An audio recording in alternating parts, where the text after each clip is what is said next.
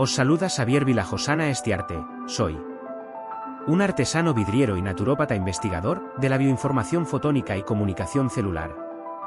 Trabajo en campos de resonancia latente y herramientas que desarrollo, distribuyo y facilito formación para el bienestar personal y del planeta, mediante la información holísticamente encriptada de los campos bioenergético, neurológico, vitalizante, intuitivo, autodignificante y vivencial.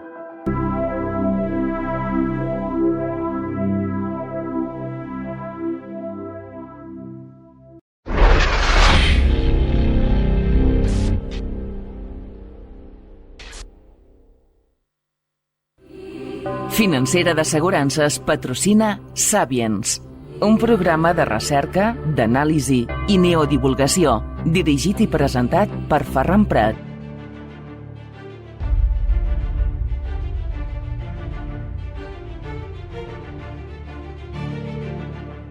Salutacions, saludos, benvinguts, bienvenidos, welcome al Sapiens. Les habla su amigo Ferran Prat.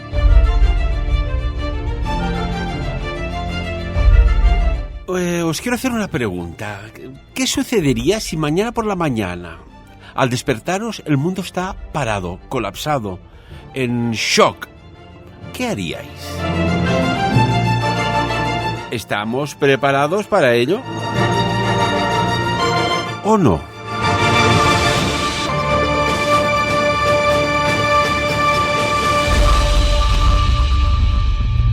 Pues para un eventual que no deseado shock de este tipo, vamos a conversar con una persona que es experto en supervivencia en ciudades devastadas, en la montaña y otros menesteres. Saludamos al amigo Javier Pérez Nieto. Javier, ¿cómo estás? Bienvenido a Sapiens de nuevo.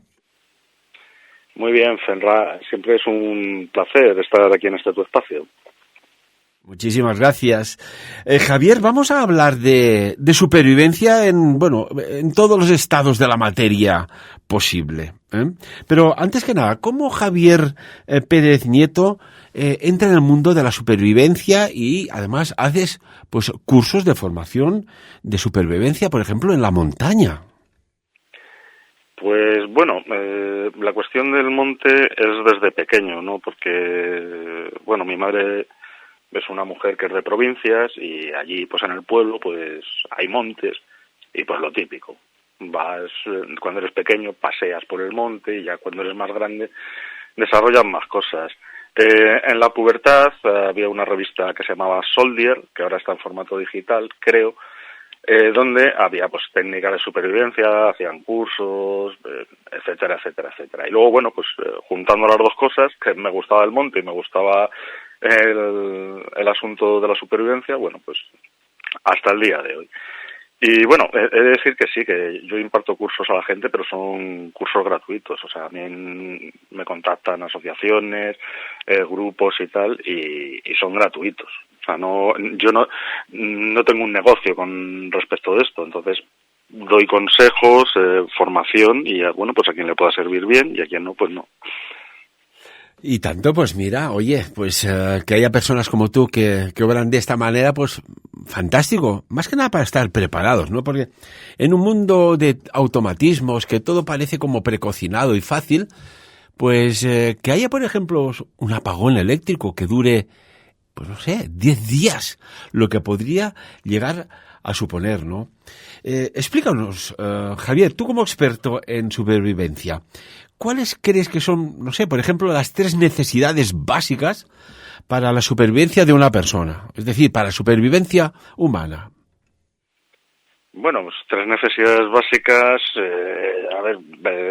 prioritariamente salud, aire y, un refugio, básicamente.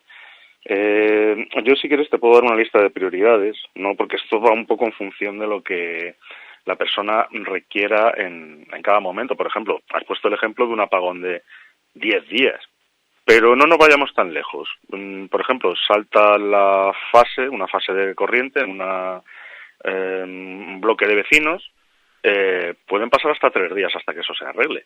Y esos son 3 días sin agua y 3 días sin nevera. y 3 días sin calefacción.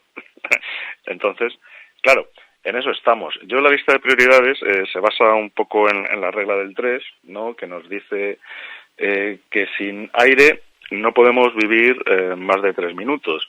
A la intemperie no podemos vivir más de 3 horas, ¿no? Por la cuestión de la hipotermia o hipertermia, ¿no? El frío o el calor.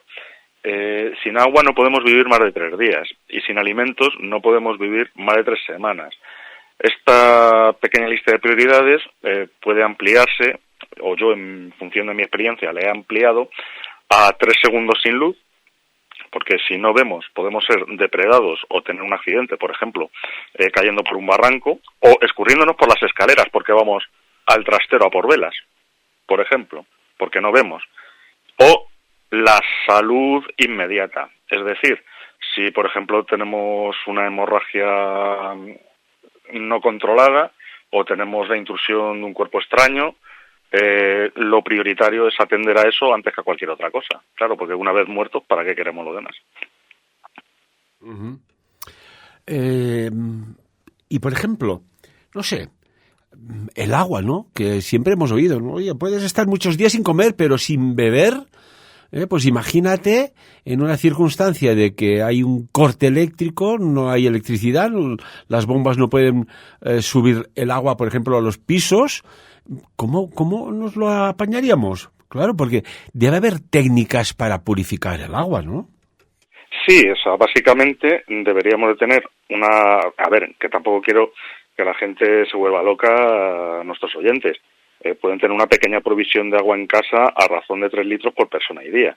Es decir, una persona que, por ejemplo, viva sola, pues con una garrafa de 5 litros o incluso de 8 ya tiene para cubrir esas 72 horas, ¿no?, del pretendido apagón, o por lo menos en el caso que estoy exponiendo. Si eso no pudiera ser, pues bueno, hay diversas maneras de obtener agua, como pueda ser pues estanques, cauces fluviales, meteorología, o sea, filtración, manantiales, y siempre que obtengamos agua, pese a que podamos pensar que es potable, conviene purificarla para poder consumirla. El agua es un elemento que es muy abundante, que además se presta a múltiples operaciones de purificado, pero tiene la desventaja de que hay que hacerle por lo menos 2. O sea, es una purificación, por un lado, biológica, vamos a decir, hay que matar patógenos, algas, plantelmintos, bacterias, vida que tiene en suspensión y que nos puede hacer pasar un mal rato, cuando no acabar con nuestra vida o hacernos enfermar gravemente y producirnos secuelas también. Y otra que es la eliminación de metales en suspensión, como pueda ser plomo, mercurio, o sea, lo que se llaman metales pesados. Entonces, una vez que hayamos hecho estos procedimientos, que los hay, ya te digo, de múltiples maneras. Por ejemplo, para matar la inmensa mayoría de bacterias, pues existen pastillas potabilizadoras, puedes hervirla, pero si no tienes combustible, pues no vas a poder hervirla. Se pueden hacer, hay filtros ultravioleta, hay filtros portátiles que eliminan bacterias y metales pesados. Los metales pesados se pueden eliminar por filtrado, por decantado, y bueno, pues se pueden hacer también tratamientos quelantes al agua, que son más complejos, pero también los admiten. Entonces, bueno, el agua sería una cosa que podríamos cubrir con relativa facilidad en casi cualquier entorno. Yo, por ejemplo, resido en España y concretamente en Madrid, donde básicamente cada 5 kilómetros hay algo con agua. ¿Sabes? O sea, hay arroyos, hay ríos, hay acuíferos, el nivel freático está muy cercano de la superficie, o sea, incluso cavando un agujero podrías obtener agua, etcétera, etcétera, etcétera. Mira, ahora que hablas de agua, y por ejemplo dices, oye, es que aquí no hay agua y, no sé, el día Z ya ha llegado, y no hay agua, yo sé que hay una fuente allá, pero resulta que la fuente está, pues no sé, controlada por tipos armados, ¿eh? O incluso por algún estamento gubernamental y no es de acceso fácil. ¿Cómo podríamos encontrar agua así en la montaña? ¿Hay alguna fórmula así que digas, oye, pues esto es un buen método? A ver, es que depende de circunstancias y situaciones. Por ejemplo, podríamos encontrar agua en la montaña, o por ejemplo, si hay neveros, ¿no? Acumulaciones de nieve, dependiendo de la época del año, pues ahí ya tenemos agua. Puede haber arroyos, puede haber filtraciones, manantiales que emanen de las rocas. Claro, es fácil. Además es importante lo que has dicho, porque ante una situación de emergencia lo suficientemente grave, ¿no? Lo que se denominan eventos K, una persona no debería de acudir a grandes masas de agua, ni transitar las vías principales, ni sobre todo hacer caso al gobierno, porque ahí te van a estar esperando. Claro. Lo vimos con la pandemia, lo vimos con la Filomena y lo vimos con un montón de cosas. Hablamos de supervivencia porque nuestros queridísimos amigos y vecinos cercanos de Valencia, pues en cuestión de minutos la vida les cambió, ¿no? Y pues personas que estaban en su casa, que estaban por la calle, vieron que empezó a bajar agua, y lo perdían todo. Y claro, las horas siguientes a esa mega inundación, ¿qué viene? Pues uno, que no tienes alimentos, que no hay luz, que no hay comida, o la comida que has podido salvar la has subido a plantas superiores si es que tienes la suerte de tener un piso en la altura que hayas podido llevar la comida. Si no, es que no tienes nada.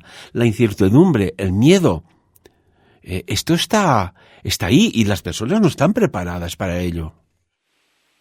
Sí, no deja de ser paradójico que en una inundación lo primero que escasea es el agua potable. Entonces, claro, hay, como bien has dicho, una comodidad en tener las cosas inmediatas, ¿no? O sea, pues, a ver, me hace falta agua, voy al supermercado, me hace falta comida, voy al supermercado, o abro la nevera, ¿verdad? Y es que eso no siempre va a ser así. A ver, yo no soy lo que se llama un doomer, ¿no? Un doomer es una persona que profesa un credo malthusiano y piensa que los alimentos se van a acabar porque el hombre crece más rápido que ellos. Entonces se dedica a copiar, ¿no? Para que los demás no tengan y él sí. No. O sea, yo estoy hablando de tener una pequeña previsión, un fondo de provisión ante un posible evento que no tienen por qué ser ni marcianos, ni zombies, ni una guerra, ni un meteorito. O sea, cosas cotidianas como pueda ser una inundación, pueda ser un apagón, pueda ser un incendio, pueda ser un pequeño terremoto, como los que ha habido en Lorca, por ejemplo, o hubo en Lorca, que de cuando en cuando se dan en España, que son infrecuentes, pero cuando se dan te pillan a traspié. Entonces, bueno, sí que es necesario que la gente tenga una pequeña formación y tenga un poquito de previsión con respecto de cosas que se saben que van a suceder. Porque las gotas frías no son nuevas. Por ejemplo, los movimientos de tierra tampoco son nuevos. Los incendios, ¿qué año no sale ardiendo España? Pues ante eso hay que prepararse, claro.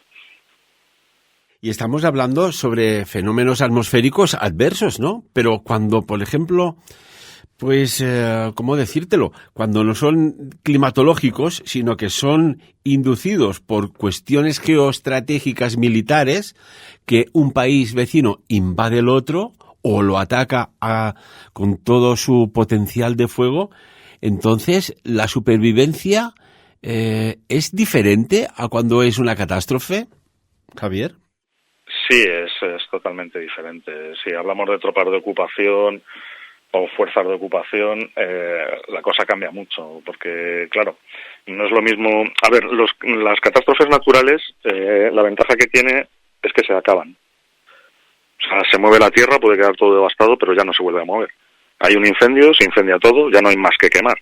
Hay una inundación, el agua busca camino, se evapora, deja de estar.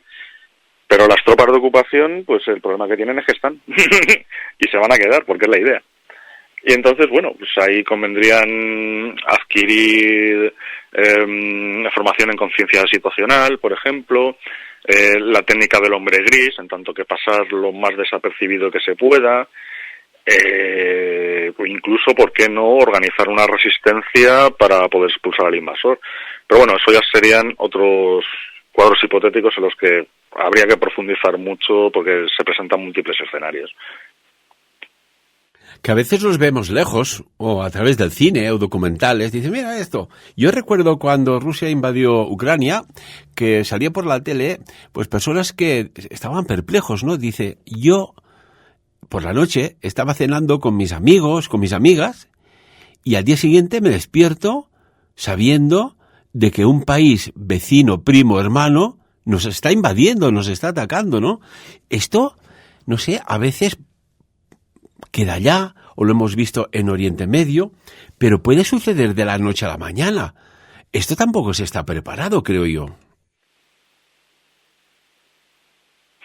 No, no se suele estar, y sobre todo por intereses, como has dicho antes, geopolíticos o geoestratégicos.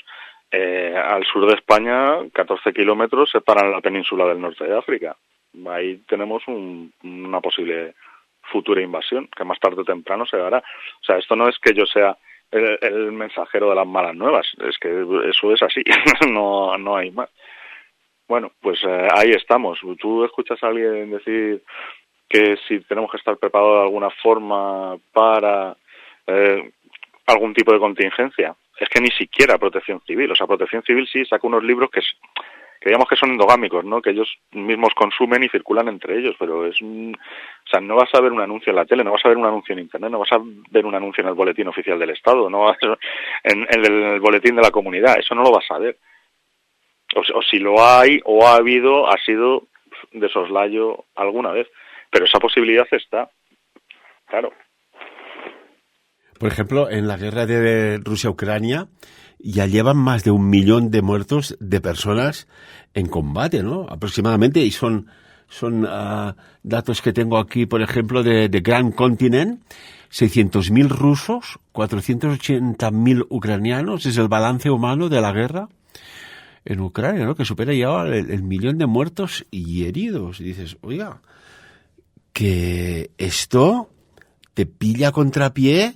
Y uno, que no tienes ni formación en supervivencia. 2, que a lo mejor te envían al frente no queriendo ir. El mundo está muy frágil, a no ser que Trump empiece a poner orden como en su anterior mandato, y fue un periodo que no hubo ni un conflicto bélico.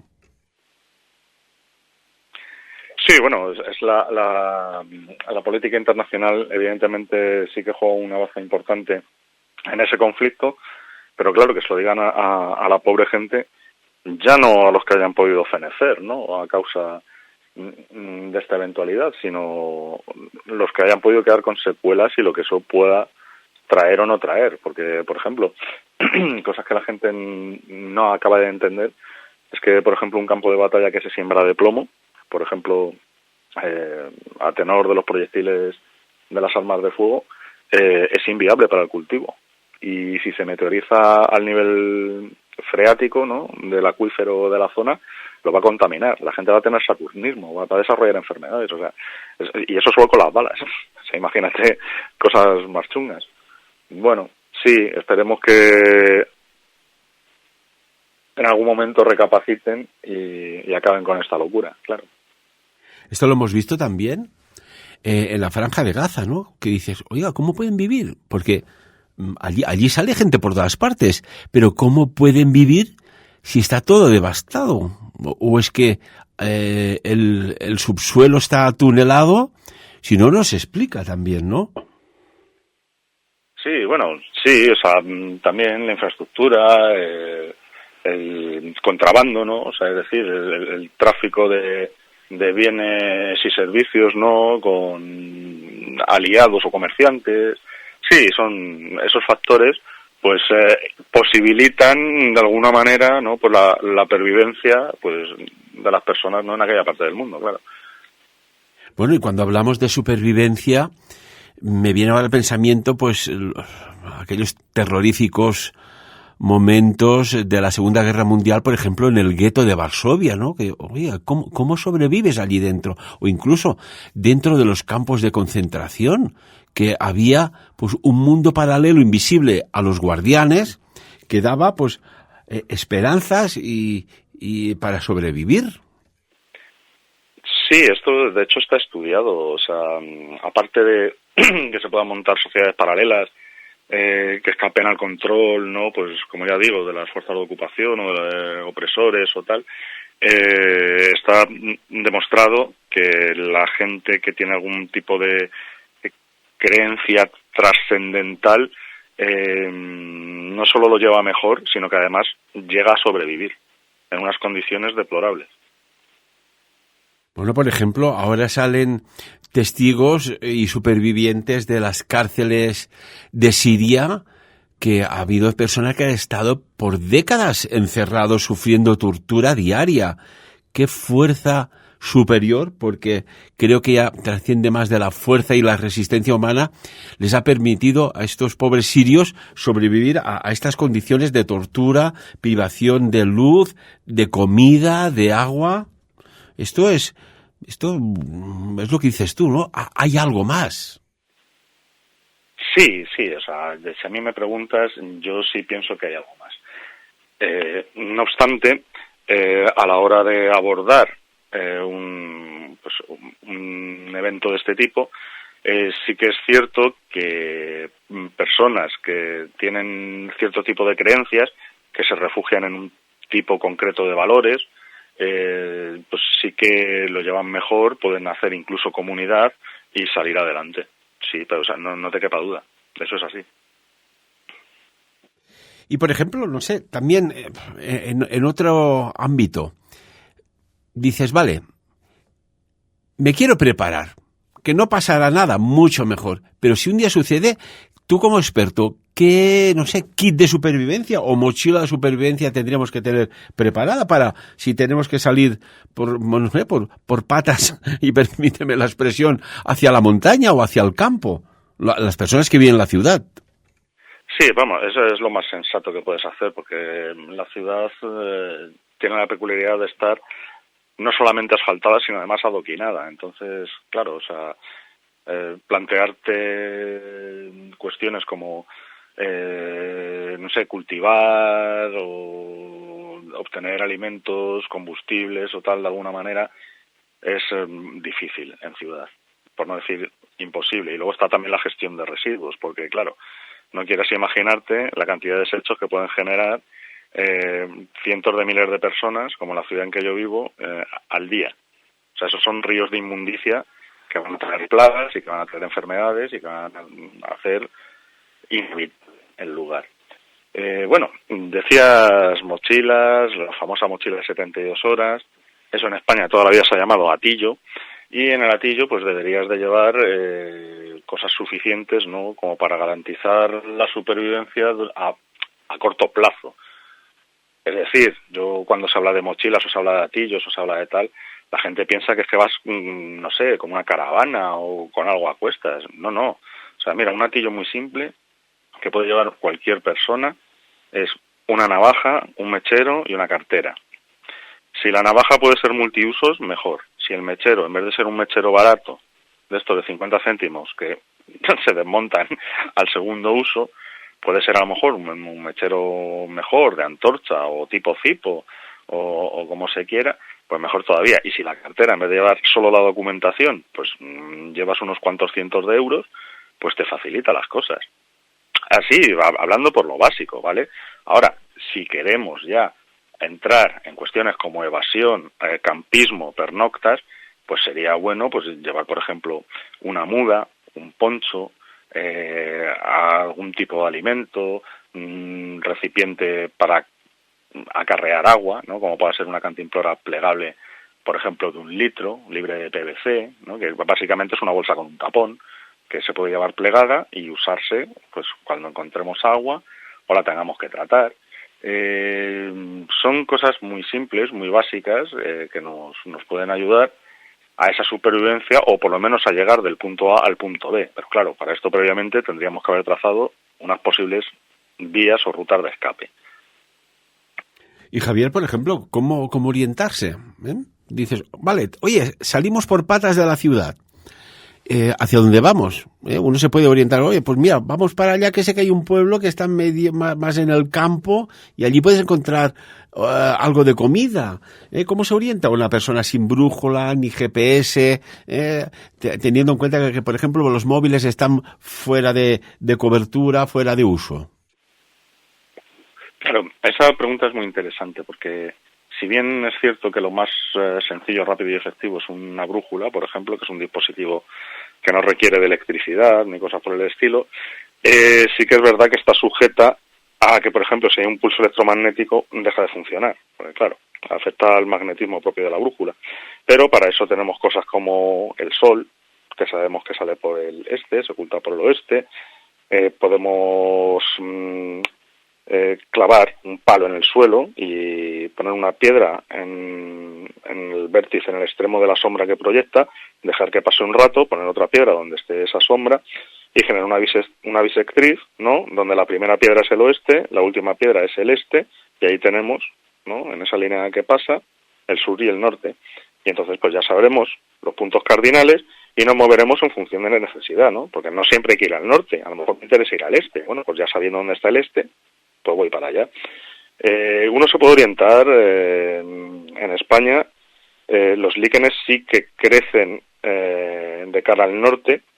Esos líquenes, musgos, hongos en las cortezas de los árboles, aunque bien es cierto que hay casos concretos donde hay condiciones de especial humedad o penumbra donde eso no sirve, ¿vale? Pero en grosso modo sí nos podría servir. Las hormigas con los hormigueros orientados hacia el sur. Por ejemplo, con las hormigas también nos podemos guiar. Nos podemos guiar con la luna, podemos guiar con las estrellas, nos podemos guiar de cosas. Eso es lo que se llama navegación terrestre. Y es muy útil, pues por ejemplo, para que en caso de necesidad podamos trazar en ausencia de elementos, como puedan ser mapas, o puedan ser brújulas, o puedan ser clinómetros, ser un montón de... un curvímetro. Bueno, esto, por ejemplo, y hay muchísimos casos, ¿no?, de guerras. Nos centramos, mira, por ejemplo, ahora en la Segunda Guerra Mundial, de personas que estaban en el frente del este y decidían escaparse, desertar. Y claro, se desorientaban y al final daban una vuelta enorme para ir a petar, pues prácticamente a las puertas del enemigo, ¿no? Hay que saberse orientar. Sí, claro, sí. Hay que saber orientarse, tener claro, aunque, a ver, porque luego la orientación también, o sea, no es que sea exacta, ¿sabes? Eso lo hace una máquina como pasa en un ordenador y en casos ideales, pero más o menos sabiendo a dónde vas, pues si tienes que llegar a tu pueblo y has tomado un rumbo y tu pueblo te queda a la derecha en vez de a la izquierda, bueno, viéndolo sabes dónde está, entonces mal no lo has hecho. Pero sí, además también hay que tener en cuenta que en las guerras, como hemos visto en este caso de Ucrania y tal, se lleva a gente reclutada de forma forzosa, o sea, es decir, gente que no tiene formación. Gente que en un momento dado solo es carne de cañón y que no sirve para otra cosa que no sea defender los intereses de alguien que pues, está a buen recaudo. Bueno, pues tener un poco de formación puede ser la diferencia entre que nos pase o no nos pase, claro. ¿Qué es más peligroso? ¿La catástrofe en sí? O a veces, y esto lo hemos visto en Valencia, por ejemplo en Paiporta, ¿no? Que dices, oiga, con la que ha caído aquí y propietarios de pequeños negocios, de pueblo, etcétera, tener que montar guardia en la puerta de su negocio arruinado y devastado para el saqueo. ¿Qué es más peligroso? ¿La catástrofe o la reacción de algunas, no sé si decir personas o algunos sujetos? Sí, vamos a decir sujetos mejor. Sí, es que lo has dicho claramente. O sea, no es tanto la catástrofe, sino la reacción que se tiene ante la catástrofe. Por ejemplo, aparte de este evento nada deseable, que es el de saqueos por parte de sectores poblacionales muy concretos y sobre todo exógenos, la inmensa mayoría de la ciudadanía se puso manos a la obra. Y se puso manos a la obra sin esperar ningún tipo de ayuda, porque sabían fehacientemente, como en ocasiones anteriores o como hemos podido ver durante estos eventos que hemos mencionado anteriormente, al gobierno, vamos, ni está ni se le espera. Es más, si los pobres valencianos hubieran hecho caso al gobierno, todavía estarían esperando a que llegase, porque a día de hoy no ha habido ningún tipo de medida a ese respecto. Pero lo mismo pasó con el volcán de La Palma, o lo mismo pasó con el terremoto de Lorca, etcétera, etcétera, etcétera. Entonces, no es tanto el evento, como ya he dicho, si es un desastre natural, eso se extingue, o sea, el agua se evaporará, encontrará camino y dará al mar, el incendio no tendrá nada que quemar, la tierra dejará de moverse, pero claro, ahora vienen esos sujetos que interpretan que es una situación favorable para ellos medrar, o en su desesperación para intentar hacer acopio de la peor forma posible de enseres o incluso productos básicos como va a ser el agua o la alimentación. ¿Y es recomendable tener nociones para casos de supervivencia, pues no sé, de autodefensa? Sí, la defensa personal es interesante, siempre. Claro, y es que lo estamos enfocando a una situación catastrófica, pero en el día a día también te puede ocurrir. O sea, siempre hay gente desarrapada, malavenida, que intenta medrar a costa de los demás por medios violentos. Entonces, el uno poder defenderse, no estoy hablando de hacer daño a alguien que inevitablemente se producirá o tal, pero esa no es la idea. La idea es poder salir de un atolladero con el menor número de bajas posibles, me refiero. O sea, que si una acción defensiva evita una situación más grave, ya no solo en tu persona, sino en la del atacante, bienvenida sea. Bienvenida sea, sí, o sea, es la defensa personal es recomendable. Muy bien. Y, por ejemplo, ¿qué es más complejo? ¿Sobrevivir en casos extremos en un entorno frío, gélido, frío extremo, o en un entorno de calor extremo, véase, por ejemplo, Javier, en zonas desérticas? Me voy a hacer un poco el gallego y te voy a responder con otra pregunta. Vamos a ver, ¿es tanto el terreno o es tanto, el terreno, condiciones, o es tanto el no conocer nuestros puntos fuertes o débiles? O sea, es decir, no ser consciente de nuestras limitaciones, vivir en un mundo de fantasía. Sí que es verdad que el hielo tiene unas determinadas características que, por ejemplo, puede producir una hipotermia, puedes quedar ciego al rebotar los rayos del sol sobre el hielo o incidir sobre tus ojos si no llevas protección. Y el desierto, pues vamos a suponer el típico Sáhara, ¿no? Porque el hielo también es un desierto. Pues bueno, pues hace calor, puedes tener una hipertermia, puedes deshidratarte, no hay vegetación. A veces en el hielo sí puede haber vegetación, etcétera, etcétera, etcétera. Entonces, si cuando uno no sabe sus limitaciones o cómo funcionan los elementos, puede tenerlo todo y sucumbir. De hecho, una norma básica en la cuestión de la supervivencia, ¿no?, es lo que se llama la pirámide de la supervivencia, en la que hablamos de habilidades, equipamiento y voluntad. De modo y manera que si la voluntad falla, da igual las habilidades y el equipamiento que lleves, que no vas a sobrevivir. Si tienes equipamiento y tienes voluntad pero no tienes habilidades, tampoco vas a sobrevivir. Claro. Y después hay otra cuestión. No sé, me viene al pensamiento, dices, vale, y esto ha pasado, me viene a aquel grupo de futbolistas, si no recuerdo mal, que eran de Uruguay, en aquel accidente archiconocido, ¿no? Decir, oiga, vale, tienes un accidente o estás perdido, ¿cómo haces señales de geolocalización? Decir, oiga, ¿qué señales de socorro, puedes tener o deberías saber para hacerte visible para las personas que acuden a un rescate? Pues mira, en cuestiones, por ejemplo, sonoras o de luz, o sea, me refiero a hacer señales, por lo mejor con un espejo o con una linterna o tal, universalmente está reconocido el SOS, o sea, son 3 pulsos cortos, 3 pulsos largos, 3 pulsos cortos. Repetimos, 3 pulsos cortos, 3 pulsos largos, 3 pulsos cortos. Volvemos a repetir. Entonces, el que va no piensa que es un destello de algo sobre una superficie o tal. Está viendo que hay una inteligencia detrás y que además está codificando en Morse SOS, o sea, ayuda. Otra forma, por ejemplo, de pedir ayuda sería hacer 3 hogueras. Porque claro, una hoguera puede ser cualquier cosa, pero 3 hogueras dispuestas ya está indicando que ahí está pasando algo.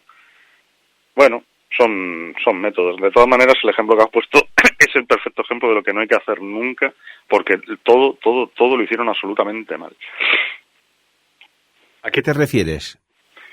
Pues que hubo 2 personas, porque yo en mi juventud tuve la oportunidad de entrevistar a esta gente, que no solo consiguieron bajar, sino que además tuvieron que volver a subir para indicar la posición y no participaron de lo que estaba pasando arriba. ¿Podría ser un poco más explícito, por favor? Sí, no se comieron a la gente. Ah, no, esto que se nos ha dicho, que tal, que cual, ¿no es cierto? Sí, a ver, si es cierto el grueso que quedó arriba, pero hubo 2 personas que en primera instancia bajaron, volvieron a subir y claro, o sea, sí que lo pasaron mal, porque es lo que estamos hablando. Tienes que buscar agua, tienes que buscar alimento. Bueno, que alimento no buscaron ninguno, o sea, tiraron para adelante y con lo que iban encontrando, pero, o sea, fueron capaces de bajar y de volver a subir. Claro, una vez que bajaron, les atendieron, porque ya civilización y tal, y luego volvieron a subir. Pero claro, ¿qué fue lo que impidió que participaran de lo que estaba sucediendo arriba? Pues el no quedarse arriba. Claro. O sea, lo que hubiese sido más coherente era intentar bajar todos. Sí. Sí, porque estás entre hielos, estás expuesto al viento a gran altitud, con una presión barométrica, o sea, más leve que la que hay a nivel de mar. La noche, la climatología, porque las nubes, además estamos hablando de los Andes, estamos hablando de una cordillera de 4.000 metros, 4.000, 5.000 metros. Ahí las nubes se agarran, vamos, es un estado perpetuo de hipotermia y tal, mientras que si te mueves, primero estás generando calor, estás avanzando camino, puedes llegar a la civilización y no es necesario tener que esperar, pues eso, una situación tan drástica como la que es alimentarse de cadáveres de tus congéneres. Caray, qué decisiones, ¿no? Aquel accidente del vuelo 571, que era de la Fuerza Aérea de Uruguay, si no recuerdo mal, sucedió en octubre de 1972, cuando, pues, por error de pilotaje, pues, se estrellaron. O vete tú a saber las circunstancias.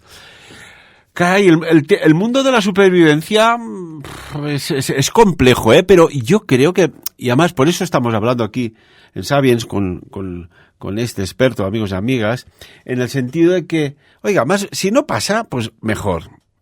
Es como el coche, oye, ¿sabes cambiar una rueda si te pinchas? Bueno, ahora la gente llama a la asistencia, pero más vale saber cambiarla que el día que pasa, si es que pasa, oiga, que no te quedes colgado por ahí. Y, por ejemplo, habíais comentado algo, ¿no? Que esto en supervivencia casi queda como ahí lejos, escondido. Pero un edificio en una ciudad que no tienes agua, que no tienes luz, pero bueno, el cuerpo humano sigue eliminando desechos, véase orina y las heces. Claro, esto llega a un momento que es un foco de plausibles y posibles y reales infecciones de narices, ¿no? Y esto, por ejemplo, en estas localidades inundadas de Valencia, no sé cómo se lo habrán hecho. Pues hombre, también lo han hecho casi de la peor forma posible. en poblaciones como pueda ser Paiporta o puedan ser otras, ¿no?, que son núcleos poblacionales pequeños, en entornos rurales, pues bueno, malo será que no haya campo. Pero lo que es partes afectadas de Valencia, de lo que es la propia capital, bueno, pues yo he visto a la gente echarlo en una bolsa y dejarla en la calle. Pues es que eso es lo que no hay que hacer. Claro, porque que lo tengas en una bolsa sigue estando en la calle. O sea, claro. Además, hay que tener en cuenta las alimañas. O sea, las alimañas van a abrir las bolsas, cualquier cosa, y eso pues saldrá a flote, nunca mejor dicho.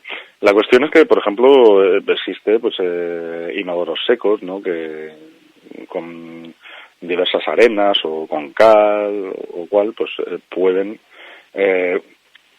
ayudar a gestionar esos residuos, ¿no? Después, además, si pasa tiempo suficiente, eso se convierte en abono. Por lo cual, pues tendrías una ventaja. Pero claro, si tú tienes ese dispositivo, por ejemplo, como pasa en un inodoro seco, ¿no?, que prevenga de este tipo de cuestiones, y el resto de tus vecinos no, pues da igual. O sea, lo que tienes que hacer es salir de ahí corriendo. Sí, son cosas que no se caen, pero cuando te encuentras, decir, oiga, ¿y qué hacemos con todo esto que vamos evacuando? ¿En bolsa se tira y alguna zona preestablecida? Poca broma. Y, por ejemplo, a nivel mental, ¿qué hay que hacer? Hay que mantener la calma, hay que tener pues un enfoque global, decir, a ver, esa es la situación, si tomo esta decisión que no sea peor que quedarme quieto, o es la mejor decisión moverse, salir, pedir ayuda. ¿Qué recomiendas? Claro, es que eso es el ideal y cada persona es un mundo. A ver, yo implementé, porque es una cosa que no se solía contemplar en las cuestiones, pues vamos a decir, de supervivencia ante un evento K, los primeros auxilios psicológicos, ¿no? Porque, claro, desde que se produce el evento hasta mientras lo estás viviendo, cuando concluye la bajada que tienes de la descarga catecolaminérgica que se produce en el cerebro, ¿no? Pues con cortisol, un montón de sustancias, dopaminas, endorfinas, tal, que luego oxidan. Si eso no se ataja a tiempo, vas a desarrollar estrés postraumático.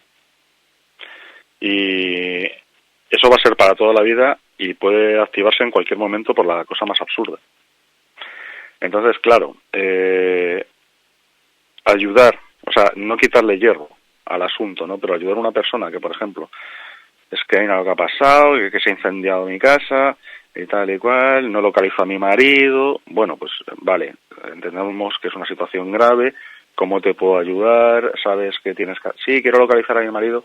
Bueno, vale, pues vamos a llamar. Y si no lo coge, mientras te puedo decir que, mira, puedes ir aquí, puedes ir aquí, puedes ir aquí para que te ayuden, tal. Claro, en un evento de una magnitud mayor, claro, no vale con decir... Ay, no, pues ya se ha acabado y mira, tu marido está en un sitio mejor, ¿no? Porque está tampanado en un barranco. No, hombre, eso no es así. Entonces hay que saber tratar a la persona. Y luego están, pues, las personas y sus necesidades. Claro, hay personas que a lo mejor ante una circunstancia, ¿no? Pues como planteado antes, una fuerza de ocupación, se venderán enemigos en un colaboracionista. Habrá otras personas que huyan de donde están, habrá otras personas que, bueno, pues estén a ver qué es lo que pasa, qué es lo que no pasa, habrá personas que les planten cara, es que eso depende de cada persona y sus necesidades. Y como en general la gente es cómoda y cobarde, pues se puede esperar, si bien no lo peor, que sucedan ciertas cosas que no nos deben de sorprender, puesto que ya estamos preparados, sabemos que van a suceder. Claro. Y a nivel de cuerpos de seguridad, claro, a lo mejor faltan efectivos para cubrir todas las necesidades. Y sabemos a día de hoy, pues que hay bueno, bandas de todo tipo, organizaciones, etcétera, etcétera, que pueden hacer que impere la ley del más fuerte sobre pues la seguridad ciudadana. ¿Esto cómo gestionarlo? ¿O qué consejos darías? Hombre, eso en principio no suele durar mucho, ¿no? Sobre todo por la cuestión de la munición y similares. Pero en caso de que eso se empezase a ver o intuir, lo mejor es apartarse de ello. Porque dure mucho, dure poco, mientras esté, va a caer sobre ti. Y es lo que has dicho, o sea, es que incluso las fuerzas de seguridad pueden llegar a crear estas bandas. En un estado de anarquía, en el que no hay un órgano coordinador, las propias fuerzas pueden convertirse, claro, porque va a primar su supervivencia en este tipo de bandas. Claro. ¿Cuánto no más? Y, por ejemplo, hay algo a mí que siempre me ha tenido intrigado y he hablado ya hace años atrás sobre esta cuestión. Se filtró hacía unos años unos documentos, aproximadamente habían unas 77, 78 páginas del Comando Estratégico de los Estados Unidos, en el cual, pues, se plantea, el nombre en clave es el Complan 8888, 48, Complan 8888, en el cual es un protocolo basado en una metodología que tiene el gobierno federal norteamericano a aplicar en caso de una invasión, y aunque haga reír, explicaremos el porqué, pero en caso de una invasión zombie, de detener una invasión zombie. Y no nos referimos a esos muertos que salen en las películas de las tumbas, no, sino de personas infectadas por determinados patógenos, de personas que necesitan comer, personas que pueden ser, incluso dentro de este protocolo, entra lo que podríamos llamar una invasión extraterrestre, es decir, de otra civilización con una tecnología quizás mucho más avanzada, etcétera. Si está, es que lo tienen planteado como posible amenaza, ¿no? ¿Qué opinas? Pues hombre, que es mi favorito y la semana pasada estuvimos hablando de ello. Vamos, no contigo, ¿no? Sino en un grupo que quedamos para hacer unas prácticas y hablamos de esto precisamente. ¿Y por qué zombie? Porque zombie puede ser cualquiera, ¿sabes? Porque el invasor es el invasor, el marciano es marciano y tal, y más o menos lo tienes, pero zombie puede ser cualquiera, ¿no? Y no es que solo sea plausible, ¿no? Sino que además te prepara para posibles escenarios, ¿no? ¿Qué pasaría si pues este sector poblacional se revuelve o tal? Sí, es muy interesante de ver, porque, como dices tú, tienen visos de posibilidad. De hecho, yo, aficionado al terror y la ciencia ficción, te puedo decir que, por ejemplo, esto que sale, ¿no? Los zombies, el virus zombie y tal, no. Los zombies no serían por un virus, serían básicamente por priones. Y, por ejemplo, ahí tienen la enfermedad del mal de vaca loca, que precisamente se produce por priones. O existen tribus caníbales que, precisamente el canibalismo, desarrollan esta enfermedad, que es debido a los priones. Y eso puede pasar, pero quita los priones, pon una ola de fentanilo o pon un montón de cosas. Sí. Bueno, sí, esto, cuando vemos estas noticias o documentales del fentanilo en barrios enteros, caray, da la sensación de estas pobres personas adictas y enganchadas a este elemento que realmente parecen zombies. Y incluso mirando un poco la agencia estatal del Boletín Oficial del Estado en España, vemos que hay muchas publicaciones a nivel de normas de seguridad básicas para la protección contra los peligros derivados, por ejemplo, de exposición a radiaciones ionizantes en el ámbito de protección civil. Y claro, esto dices, bueno, ¿y esto radiaciones ionizantes? Oiga, pues si peta un pepino nuclear, ahí lo tenemos, ¿no? Y sin irnos a cosas tan grandes, o sea, por ejemplo, vivir en las cercanías de una torre de alta tensión ya está produciendo efectos. Y repetidores de telefonía móvil, no sé, electroimanes, antenas de gran alcance, instalaciones tipo HARP, ¿no? Que precisamente mandan señales que reboten en la ionosfera. Y tal y cual, eso se da, y no hace falta que sea una bomba nuclear. O sea, eso vivimos continuamente con eso. De hecho, también está demostrado con estudios al uso que, por ejemplo, el tener el móvil pegado a la cara genera un incremento del consumo o de la demanda de glucosa en el cerebro. O sea, es decir, le está haciendo funcionar de una forma que no debería y en la que demanda más recursos. Bueno, pues ahí está. De hecho, todos los móviles llevan por detrás de la caja, ¿no? El número de bataje, potencia máxima, mínima, tiempo de exposición recomendado y tal, cosa que la gente tampoco suele hacerle caso, claro.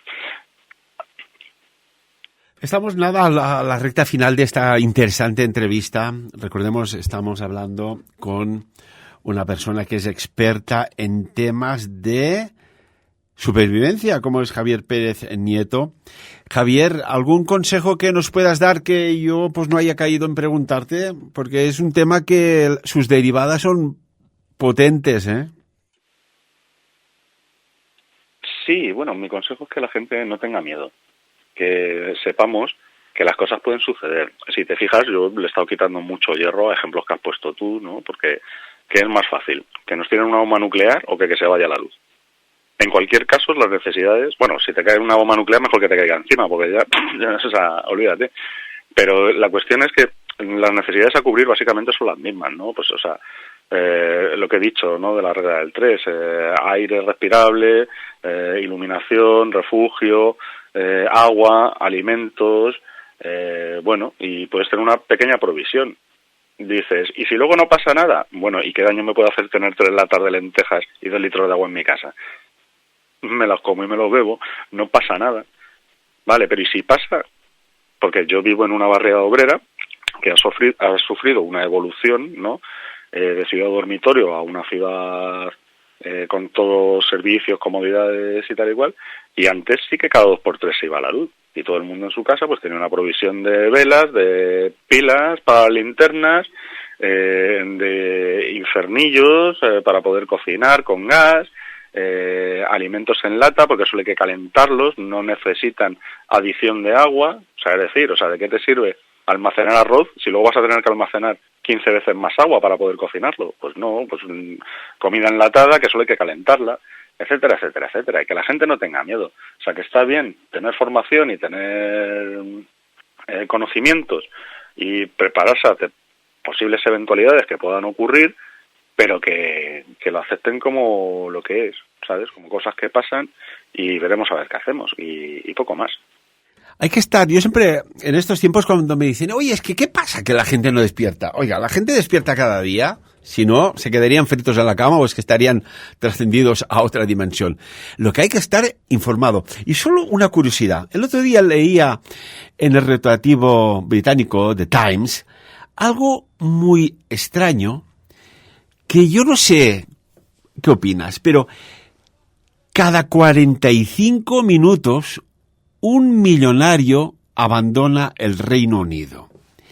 Y me pregunto yo, si Reino Unido va a pasar algo o es que realmente las políticas fiscales están ahogando a los británicos y deciden coger el avión y el maletín e irse a otros puntos más populares como Suiza, Italia o Emiratos Árabes, Estados Unidos, donde hay menos presión fiscal, o es que esto es una conjunción extraña? ¿Qué opinas? Sí que es una conjunción de múltiples factores. O sea, desde políticas económicas a otro tipo de políticas como puedan ser migratorias o puedan ser tal, que están convirtiendo al Reino Unido pues en lo que es realmente, en lo que está siendo. Hemos visto disturbios, hemos visto proclamaciones declaraciones de principios de lo que se llaman los puntos no-go, ¿no? O sea, aquí estamos nosotros y se va a hacer lo que digamos. Y claro, eso pues es un clima que no favorece el desarrollo de según qué cosas.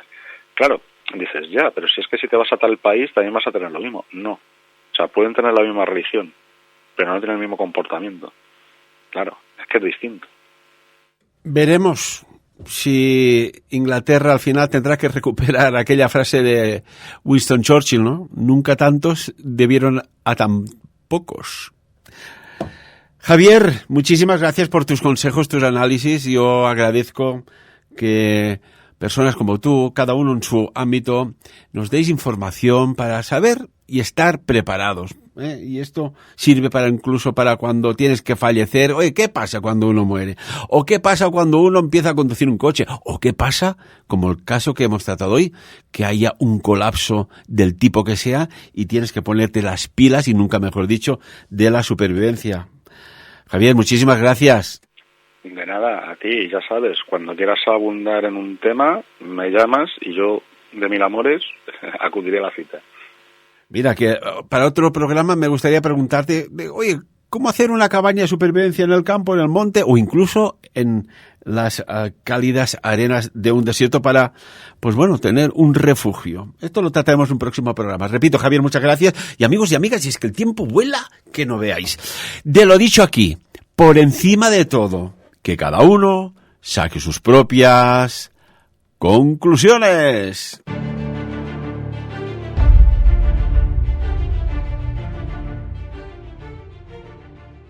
¿Y si te dijera que las cartas del tarot guardan secretos que nunca te han contado?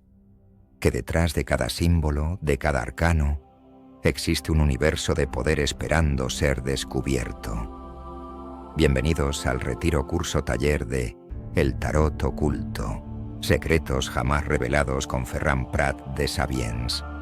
Un curso único en el mundo donde aprenderás los misterios energéticos de los arcanos mayores, la conexión con los supraarcanos, cómo el tarot conecta con las matemáticas sagradas, las civilizaciones perdidas y registros acásicos, rituales y técnicas para activar el verdadero poder de cada carta. Además, descubrirás por fin tus dones ocultos y aprenderás a manifestar eventos no sucedidos, conectándote con planos etéricos a través del tarot. Tu transformación y transmutación comienza aquí, apto para todos los públicos. Las plazas son limitadas. Inscríbete ahora a El Tarot Oculto, secretos jamás revelados con Ferran Prat de Sabiens. Información al WhatsApp +376 332 345.